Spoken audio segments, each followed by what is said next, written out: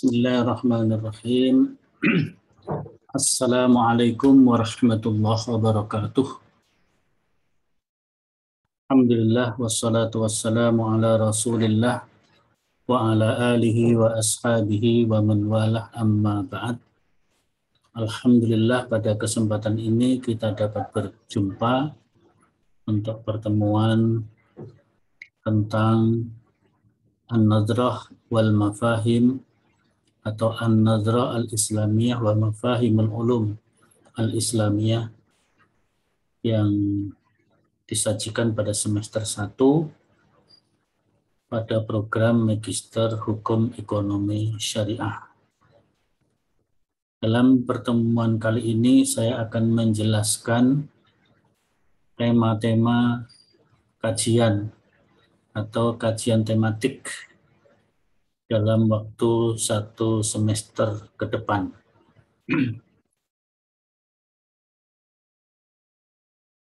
Yang pertama tentu kita akan menyampaikan tentang RPS, Rencana Pembelajaran Semester, yaitu mata kuliah An-Nadrah Al-Islamiyah wa Mafahimul Ulum Al-Islamiyah, atau pandangan dunia dan konsep ilmu Islami untuk prodi Magister Hukum Ekonomi Syariah.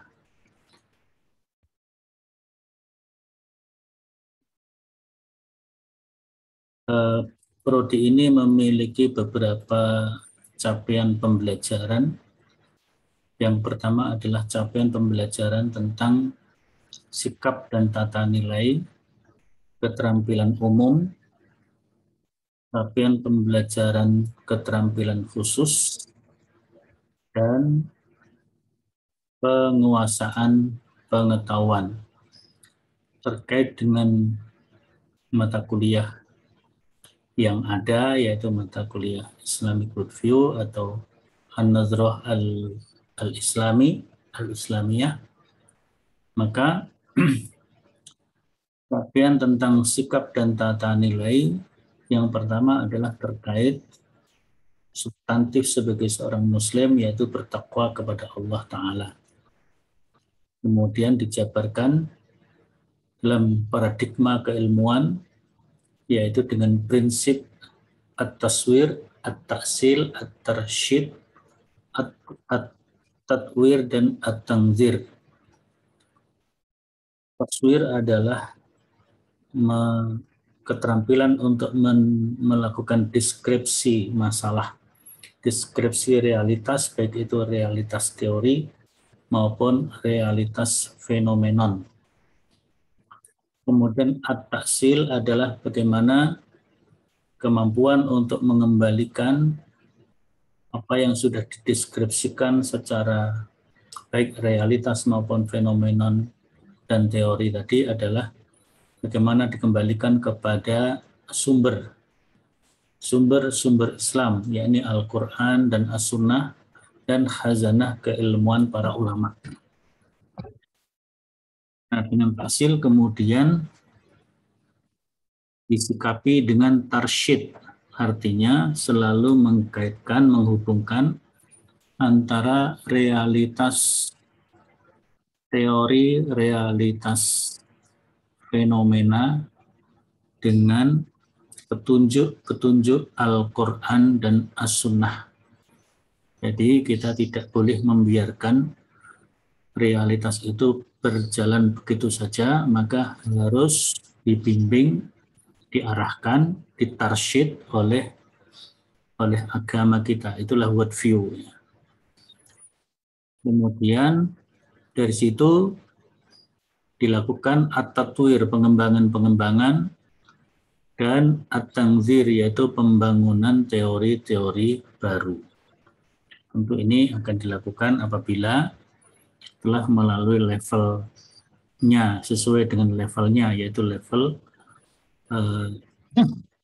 program S3 atau program doktor. Kalau program S2, kira-kira tatwir itu sudah cukup. Nah, terkait capaian pembelajaran mata kuliah atau CPMK,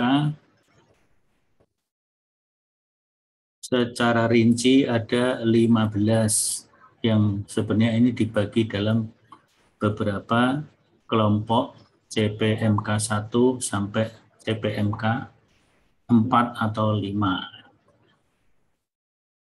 Dari situ dikembangkan bahan-bahan kajian dan materi pembelajaran.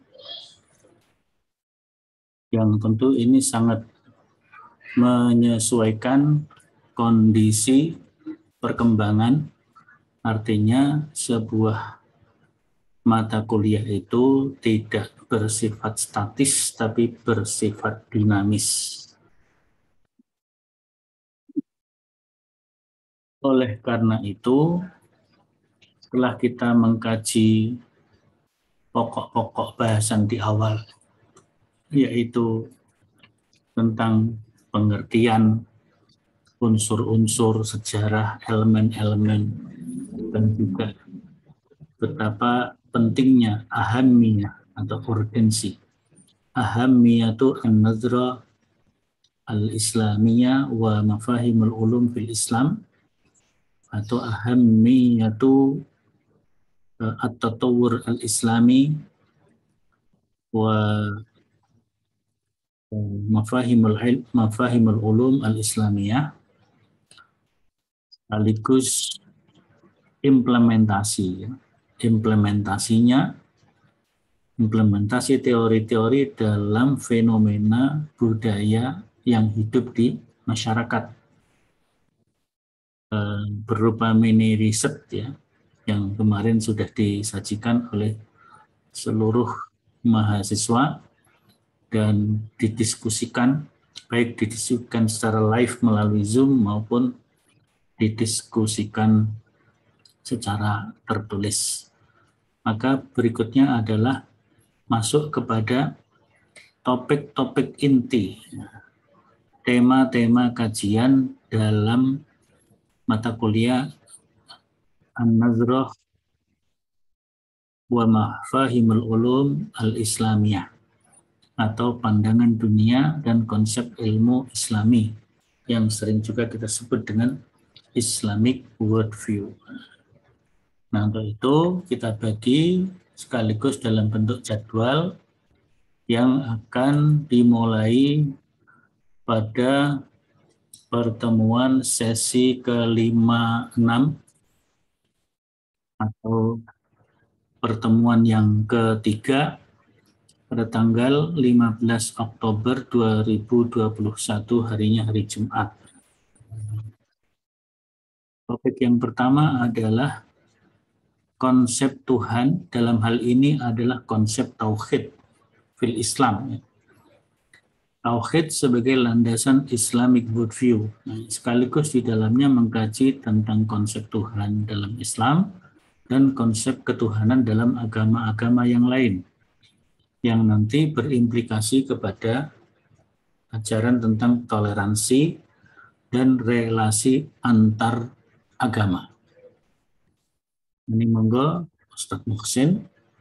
Kemudian berikutnya adalah membahas tentang konsep wahyu dan kenabian.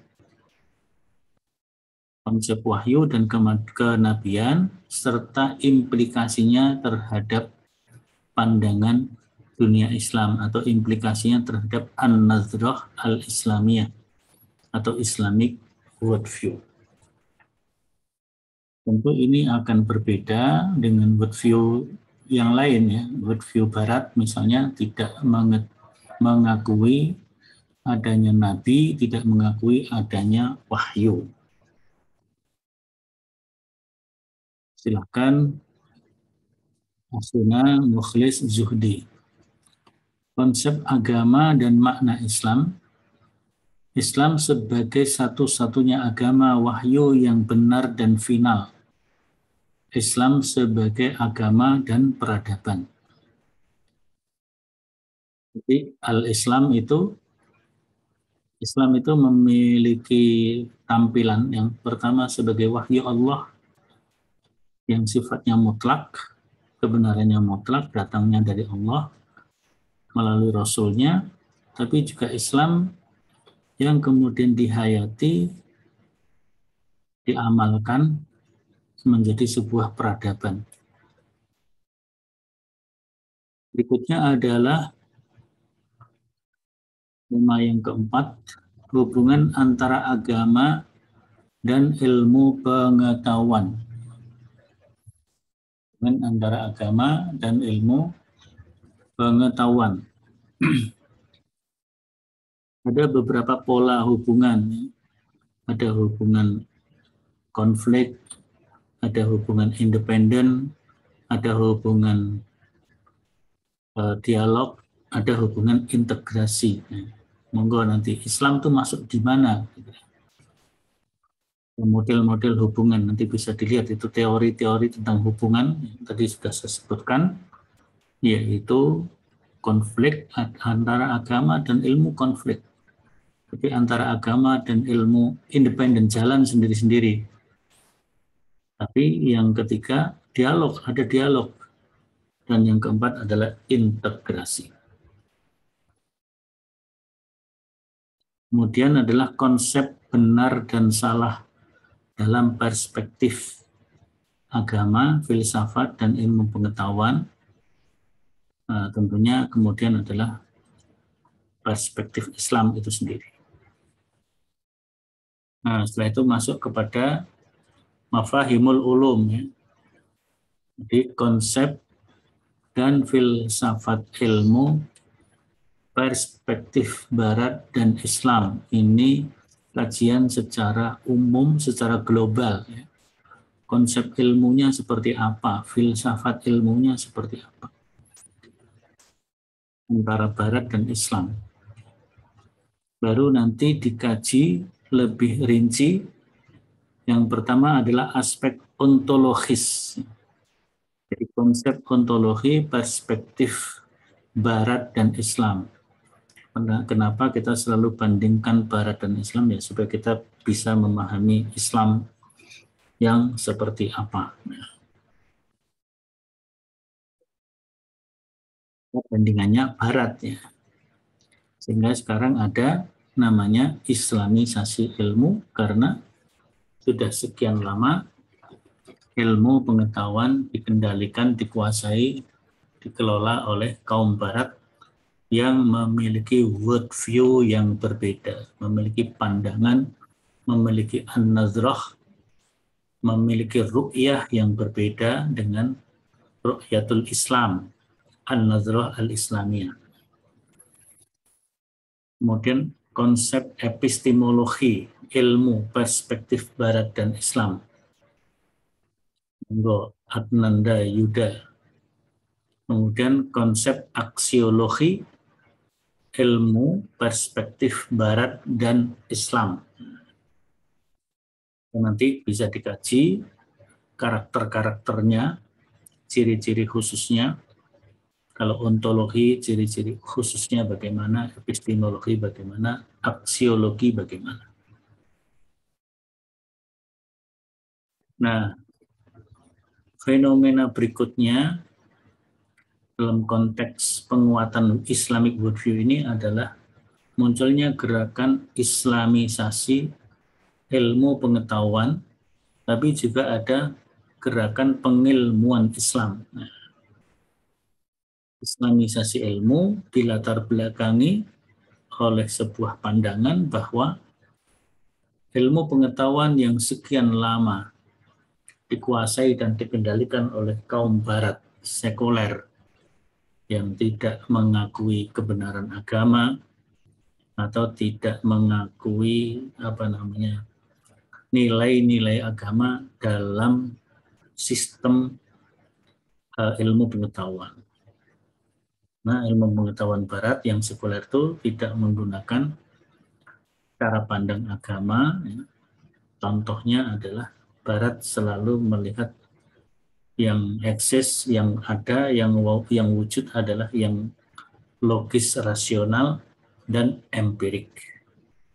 Yang gaib tidak dimasukkan sama sekali. Nah, Islam alimul ghaibi wasyahadah. Itu islamisasi ilmu. Nah, seandainya kaum barat ketika berdialog dengan kaum muslimin, mengambil ilmu-ilmu kaum muslimin, itu diambil juga akidahnya, ibadahnya, dalam kehidupannya, pastilah ilmu yang dikembangkan, walaupun dikembangkan oleh orang barat, tapi orang barat yang membawa worldview Islam, Islamic worldview. Kalau sudah seperti itu, maka sebenarnya tidak perlu ada islamisasi ilmu. Tapi karena ilmu begitu rupa dikuasai oleh kaum barat yang sekuler, yang liberal, yang relativisme, dan sebagainya, maka perlu islamisasi ilmu. Sebaliknya, Al-Quran dan As-Sunnah yang di dalamnya mengandung isyarat-isyarat tentang keilmuan, ilmu hukum, ilmu kealaman, sebagainya, ilmu ekonomi, perlu dirumuskan, diformulasikan dengan formula-formula keilmuan, sehingga kebenaran-kebenaran di dalam Al-Quran dan As-Sunnah itu mudah dipahami oleh siapapun, baik dari kalangan muslimin sendiri maupun dari kalangan ghairul muslimin. Itulah maka ada gerakan namanya pengilmuan Islam. Nah, islamisasi ilmu pengetahuan itu digelurakan pertama kali oleh Ismail Raji Al-Faruqi, kemudian disusul oleh Najib Al-Atas dan tokoh-tokoh yang lainnya. Yang paling menonjol adalah dua tokoh ini memiliki semangat yang sama tetapi menggunakan metode dan pendekatan yang berbeda. Silahkan didalami Ustadz Rizky. Kemudian pengilmuan Islam itu adalah pemikiran Kunto Wijoyo. Beliau tidak setuju dengan istilah islamisasi ilmu pengetahuan. Tapi kalau kita baca buku-bukunya dan tulisan-tulisannya, sebenarnya tulisan-tulisan dan buku-bukunya itu mengarah kepada islamisasi juga. Tapi beliau memang menekankan pengilmuan Islam. Jadi bagaimana konsep-konsep nilai-nilai yang sudah terdapat di dalam Al-Quran dan As-Sunnah itu diformulasikan, diobjektifikasi sehingga mudah dipahami oleh siapapun karena memiliki struktur berpikir ilmiah kira-kira begitu. Tentu ini tidak mengasumsikan bahwa seolah-olah Al-Quran dan As-Sunnah tidak ilmiah sama sekali. Nah, setelah itu yang mungkin lebih bersifat teoretik, maka kita masuk kepada aspek-aspek implementatif ya, atau ranah implementatif, yaitu yang pertama implementasi islamisasi ilmu pengetahuan dalam kajian maqasid asy-syariah. Kemudian yang berikutnya, nah, jadi mulai tema tentang Pak Kunto Wijoyo ini disusun oleh kelompok. Jadi nomor 1 sampai nomor 10 itu dikerjakan secara individual oleh seluruh anggota kelas A atau kelas reguler dari Prodi Mahes ini. Maka topik yang ke-11 sampai 14 itu adalah topik-topik yang dikaji secara kelompok, sehingga kita bisa melihat bagaimana hasil kerja individu dan bagaimana hasil kerja kelompok. Maka silakan nanti disiapkan kelompoknya. Nah, ini sudah disiapkan kelompoknya.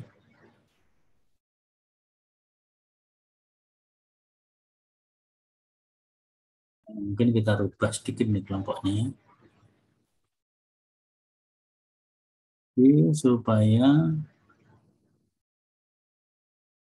kelompok ini Mas Rizky kita pindah. Mas Rizky kita pindah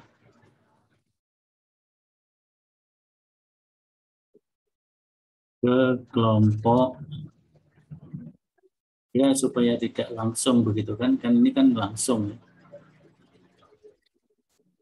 Karena Mas Rizky itu nomor 10, kemudian nanti kelompok 1 tampil, kelompok 2 tampil. Nah, sehingga itu seolah-olah Rizky hari itu harus tampil 2 kali. Maka kita rubah format kelompoknya. Sehingga nanti Rizky masuk ke kelompok 3. Ya. Rizky masuk ke kelompok 3, kemudian Najib Yaman ke kelompok 1, kira-kira begitu. Jadi tetap kelompok 1 itu 3 orang, dan kelompok 3 itu 2 orang, kelompok 4 juga 2 orang, kira-kira begitu. Itulah apa namanya tema-tema kajian sekaligus pembagiannya. Maka pada tanggal 15 Oktober kita minta untuk menyiapkan makalah dan PPT-nya 3 orang, yaitu Ustadz Muhsin, Mukhlis Zuhdi, dan Sri Mega. Jadi tanggal 15 menyiapkan presentasi. Catatan, tema boleh bertukar ya. Boleh bertukar, tetapi jadwal tetap sesuai urut tema. Jadi kalau bertukar, yang bertukar adalah orangnya, tapi temanya tetap urut seperti ini ya. Ya, nomor 1, 2, 3 tidak boleh dirubah 3, 2, 1. Tidak boleh dirubah juga yang lain. Pokoknya tetap urut ini. Kalau mau tukar orangnya silahkan, tidak masalah. Yang penting tetap dan usahakan yang dijadwal untuk bisa presentasi sesuai waktunya, kecuali kalau ada halangan segera berkomunikasi dengan temannya untuk bisa bertukar posisi, tapi urutan temanya tetap sesuai dengan urutan tema tersebut. Saya kira begitu untuk penjelasan mengenai